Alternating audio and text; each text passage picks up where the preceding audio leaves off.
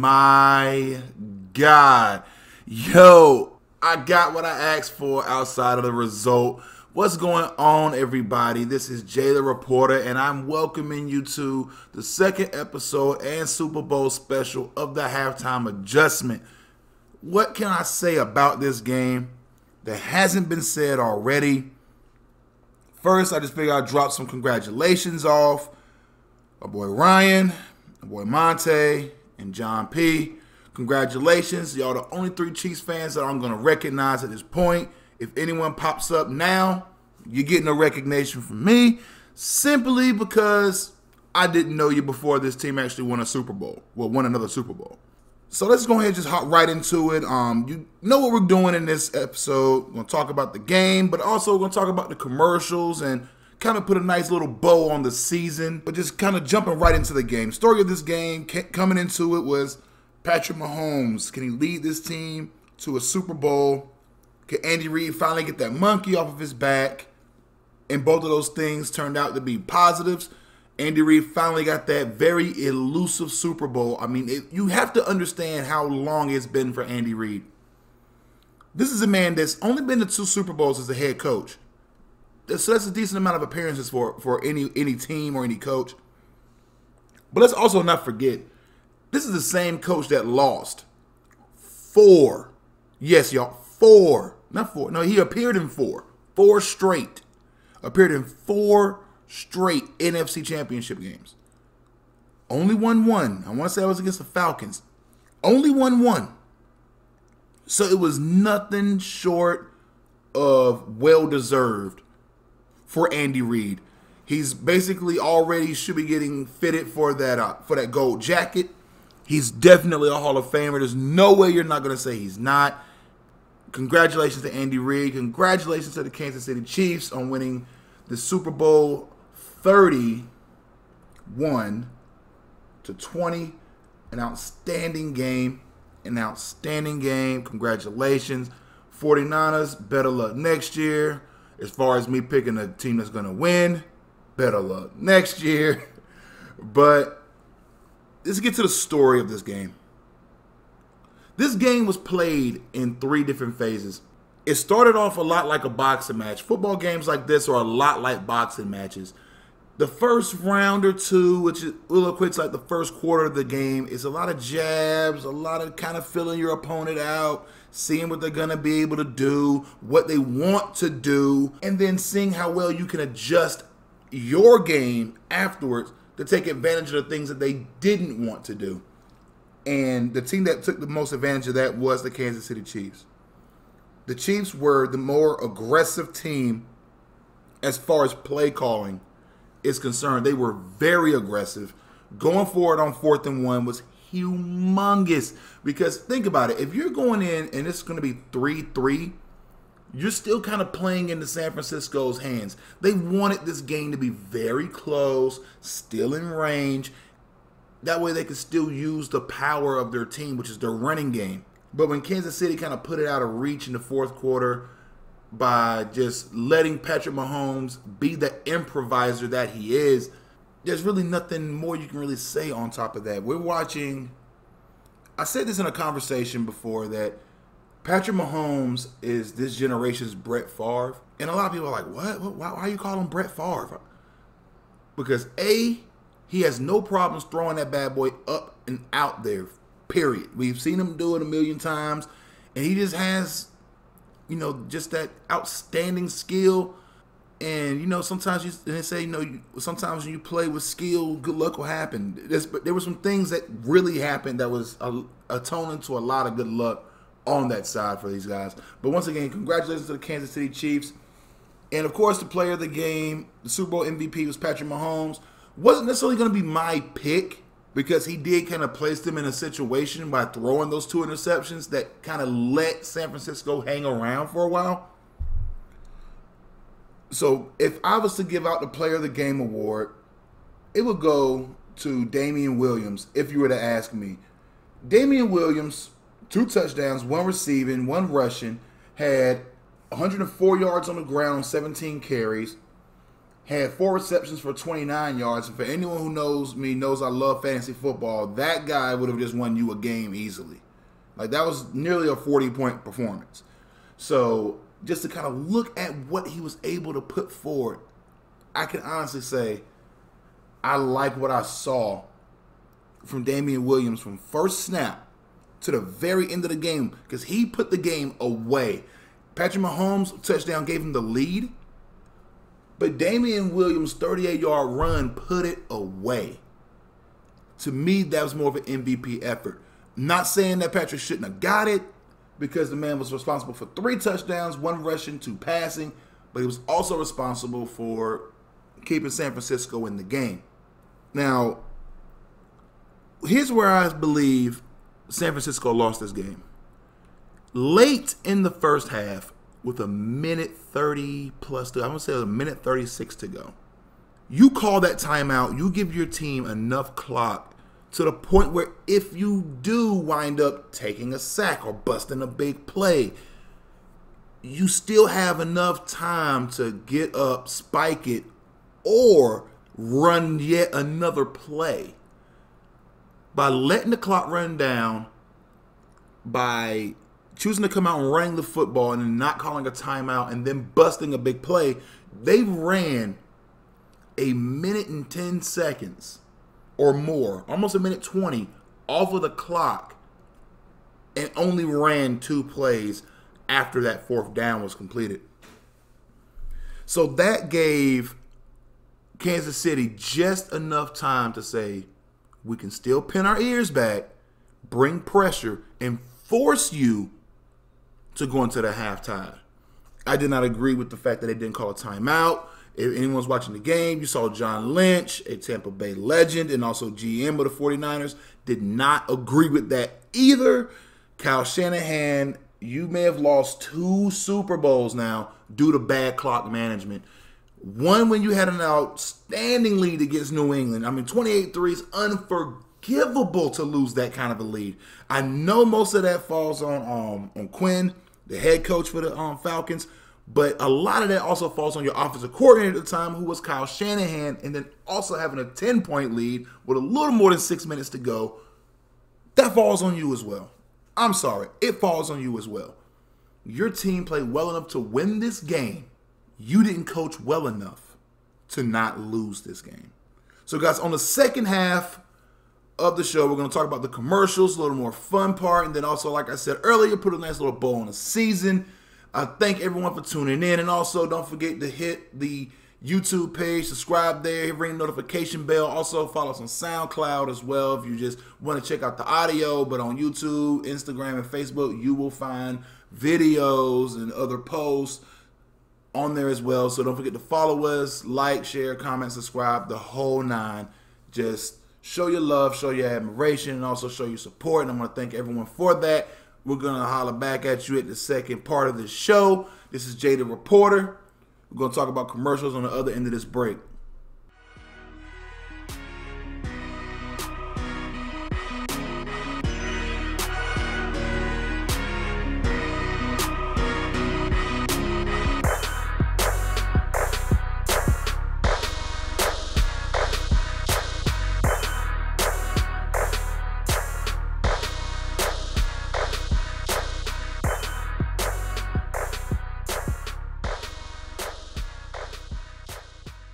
All right, guys, welcome back.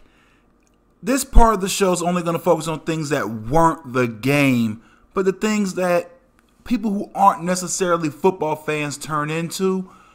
And I just want to get started on this part by just talking about the tribute to Kobe Bryant. Both teams right there on the 24-yard line on each side of the 50, showing, admiration for a guy who didn't even play their sport.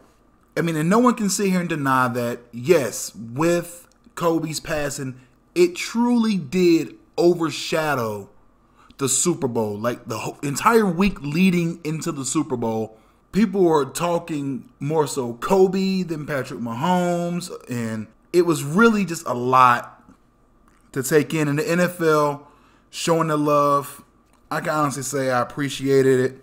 I know a lot of other fans did as well. And it's just a really beautiful presentation. Having that moment of silence, I believe it lasted for 24 seconds as well.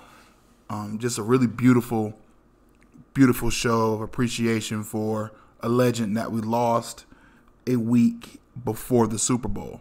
But to get into some more lighthearted things here, the commercials.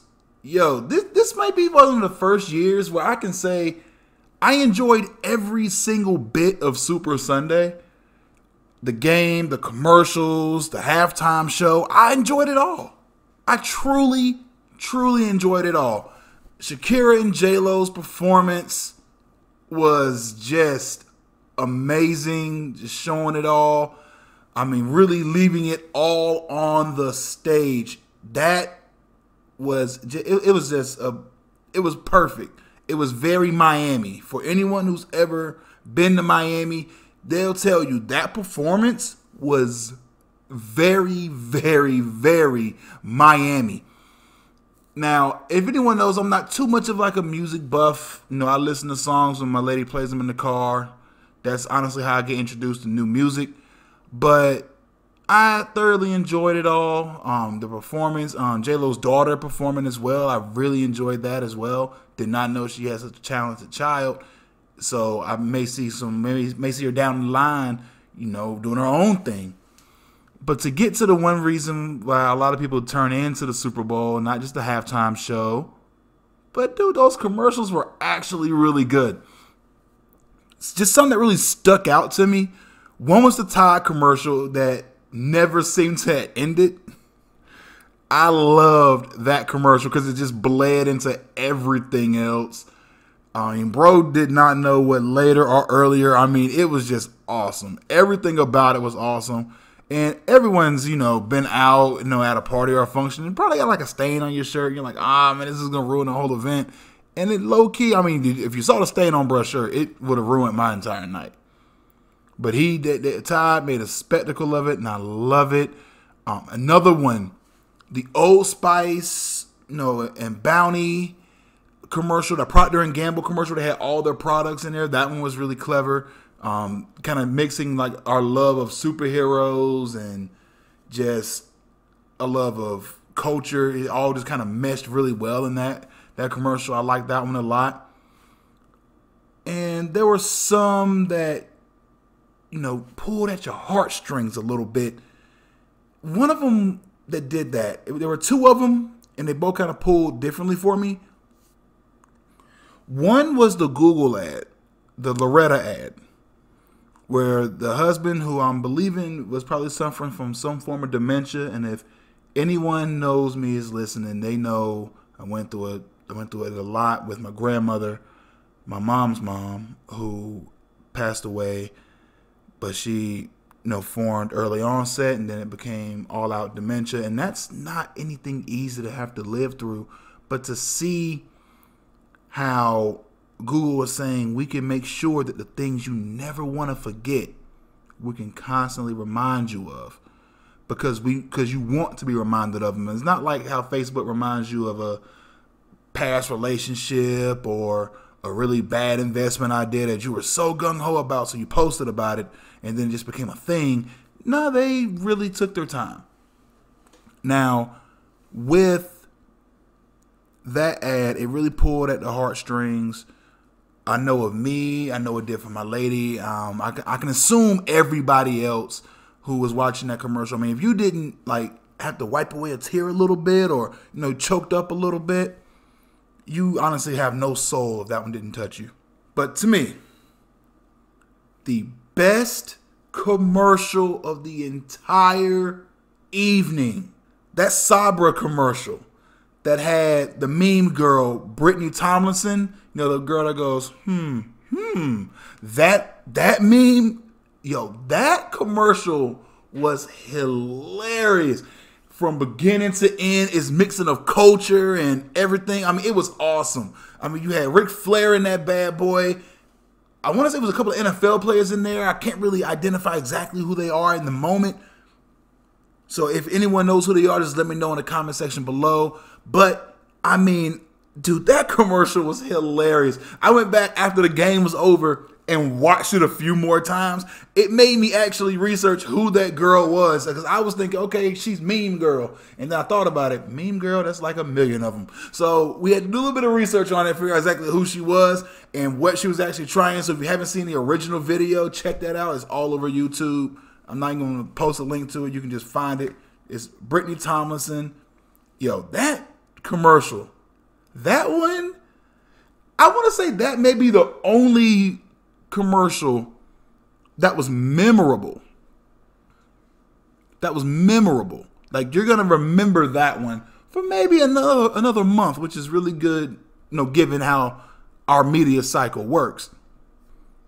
Now, another commercial that really kind of stuck at home. Everyone knew this was the centennial year for the NFL, so they did that by showcasing children right in the beginning. And this commercial, it basically kicked off Super Sunday. It was this kid, his kids were playing football in a park, and I want to say it was like a kick return or something like that, something that really never happens in street ball when you're playing like a pickup game. But this kid was returning it, and he was juking kids, spinning left and right, hurdling, cutting through, and they were like, "Take it to the house, kid," and like everyone kept telling them, "Take it to the house, kid," and all of that. So I was really loving that, and it kind of led to the NFL's Play 60 getting involved in the very beginning of the game. I loved it, seeing Hall of Famers in the commercial, current guys. I mean, even people may not have noticed, but Jimmy Garoppolo made a feature in that commercial, and right when it was Steve Young, Joe Montana. And they were telling him, "Hey, man, now you take the bags to the car. You're not proven yet. We have our rings. You're still chasing it, even though technically Garoppolo has one, thanks to New England." But that commercial, that one I loved, and another one to kind of tie it all in sports-wise. Josh Jacobs, when he was saying in his commercial, what would he tell his younger self? Now, for people who don't know who Josh Jacobs is, he's the running back for the Oakland Raiders, and when he was a child, he was homeless.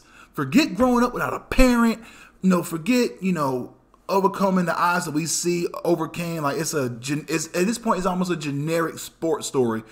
Kid grew up with no father. Mom worked a million jobs. One coach gave him a chance. There's movies made on that kind of stuff. There's not movies made about the homeless kid who gets a scholarship, goes off to college, performs well enough to get a shot in the NFL, and then is even succeeding there.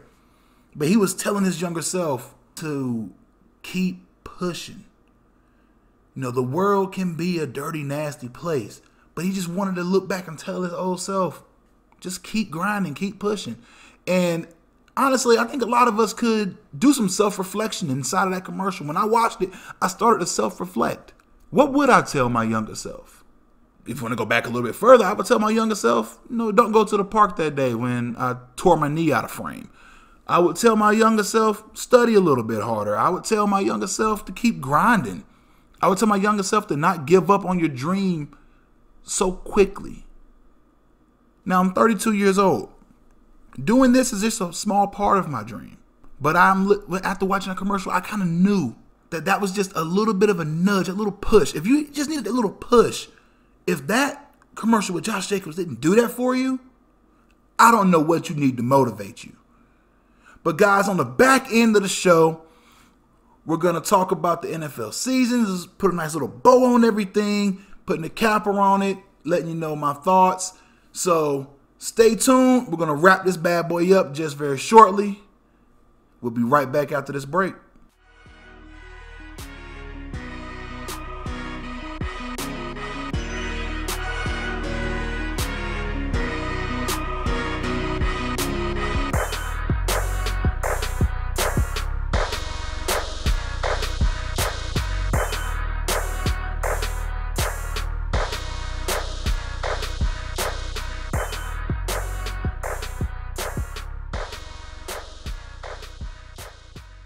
All right, y'all. Yo, I have never been so hyped after being so wrong about something. And it's mainly because I can honestly say I enjoyed this game from beginning to end. There were moments where I was like, yo, big play. Oh, man. So great. Such a great way to end the season. This season really did it for me.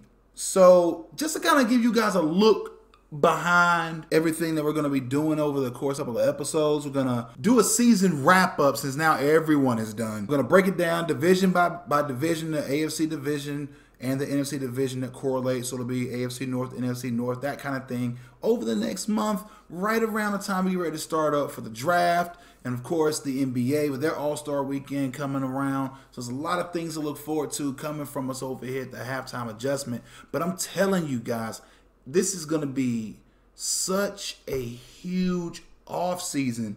I mean, for the Dallas Cowboys and their cap situation with what they want to do with Dak, and also take a look at just look at the Pittsburgh Steelers and what they have going on, as well as the answers that the questions many teams have, like the Carolina Panthers. What are you going to do with your Green Bay? I mean, what about the team that just caught an L in the Super Bowl? What are you going to do in that defensive secondary? Like, there's a lot of things that when you look at your team, even though how well they may have played, or some teams may have played over expectation, there's a lot of things that can still be improved on each team. And we're going to kind of hit the mark on all of those teams over the next couple of episodes.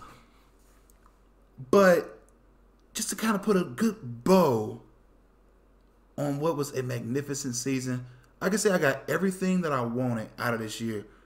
I got to see the rise of a great young like core of talent, because the one question that everyone asks is, after some of the greats are fading out, oh man, who's going to carry the torch? Like, I can remember right around the turn of the century, everyone's like, man, I don't know who the next guys who are going to step up are going to be, because you're talking Dan Marino was leaving the NFL, Troy Aikman just left, Steve Young just left, John Elway. I mean, there was a lot of guys who were just gone at this point. So when you really broke that bad boy all the way down, you were like, man, what quarterbacks were left? And think at the time, just like the turn of the century, Big Ben wasn't in yet. Eli wasn't in yet. Phillip wasn't in yet. Tom Brady wasn't in yet. Peyton Manning was, but he threw a ton of picks in his rookie year. No one knew he was going to be this transformative talent after that rookie year. No one was really thinking that. They were thinking he's going to have to bounce back. I mean, Ryan Leaf was another guy who had a lot of promise at that point. And I can say we're kind of at that same point right now, because now the guard is changing again. I mean, think about it. Peyton Manning just retired not too long ago, when you really break it down that way. Andrew Luck retired at the beginning of the year. Then you also have Tom Brady, who I believe, even though he may play another year or two, he's at the end of it. Drew Brees is at the end of it. So is Big Ben, Eli, Phillip Rivers. There's so many guys who are at the end of that road. So when you really break this down to its core, we were almost at another quarterback crisis 20 years after the fact. But I can say that we really dodged that bullet. I mean, big time dodged it. When you look at the young talent at quarterback, every division has a guy that you can say is, you know what? I can see him, taking his team to a title game or winning some Super Bowls. I can see it. Lamar Jackson, he can do that. My boy up in Buffalo can get that done. Josh Allen can get that done. Patrick Mahomes just did it. Third-year pro, second-year starter. He just did that.